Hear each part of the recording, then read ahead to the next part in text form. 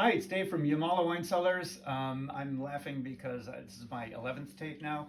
As you know, I'm not an actor, but I wanted to give a progress report on the Rosé wine that we're making. This is from the Portuguese fruit that I got about 2 weeks ago. We thawed it out and it's been fermenting for 6 days now. I test the sugars twice a day, usually 6 a.m. and 6 p.m., somewhere around those time frames. And we're watching and monitoring the depletion of the sugars down to dryness, which is what I'm trying to make a dry style rosé. So I'll show you later, but this is the sample that we take and we measure it with our hydrometer. And as this sinks, that means there's less density. It's more alcohol, less sugar, and that's how we measure the progress. But I want to talk today about the inoculation. On Sunday, I started with a clean organic source of yeast and added about 100 grams, or that's about 3 to 4 tablespoons of yeast to the tank, and that produces about 4 million cells per milliliter. So just to show what a milliliter is, it's that little line right there. It's this little portion. That's just a cubic centimeter or a milliliter. So 4 million cells in that over 2 days will propagate and explode at a rate of 150 milliliters, 150 million cells per milliliter.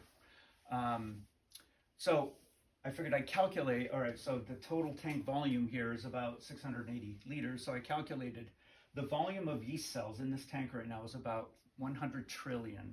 And they're doing a lot of work. They're consuming the sugars, they're producing carbon dioxide and alcohol. So that's what we want to do, and that's what we're trying to create is a gentle fermentation. But what happens after about 1/3 Brix depletion, which is the sugar depletion, they need a little nitrogen, a little nutrient. So what happens after that, they start to sort of die off, and there's so much biomass that you have to feed them a little bit. Because they're consuming a lot of nitrogen to create their biomass.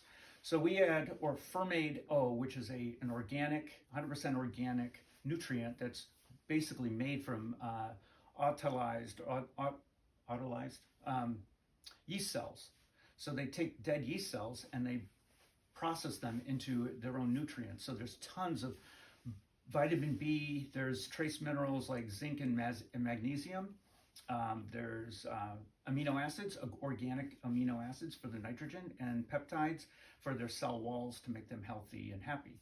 So, so next I'll show you the tank. I thought I'd show you the tank. Here's what the fermentation is looking like on day 6. Would you come in here and we'll zoom in. We've got a little bit of foam and all that beautiful bubbling. So they're just eating away, producing, that's the carbon dioxide. Oh, very cool. We also smell it a little bit, and that'll tell us if they're happy, and it smells really good right now with that supplement I gave them. By the way, you know, grapes have their own nitrogen. It's natural, and so when they deplete that in the first 3-4 days, they need a little boost. So that's what the nutritional supplement is about. Feeding their daughter cells, and those daughter cells in about 6 generations of yeast cells have to live beyond the first generation. So in order to produce all that yeast biomass, they need some extra building blocks, just like we need some food for the home stretch.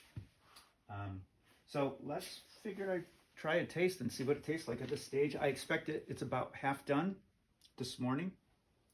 So I was going to take a sample. I expect it to be very sweet. We'll see. Very bubbly. I'm not making a bubbly, but it's going to be bubbly. It's pinkish, almost like salmon color. And yeah, it smells nice.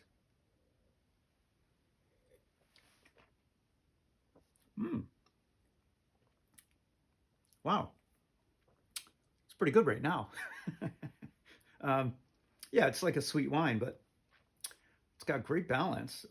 We'll see when the sugars go down, the acid is still going to be there. So it might be a little bit brighter than I thought, because if it's this balanced at this sugar level, then when the sugars go, the acid starts to be the most prevalent thing. But anyway, I thought that's the status for today, Saturday. Thanks for watching. I'll see you next time.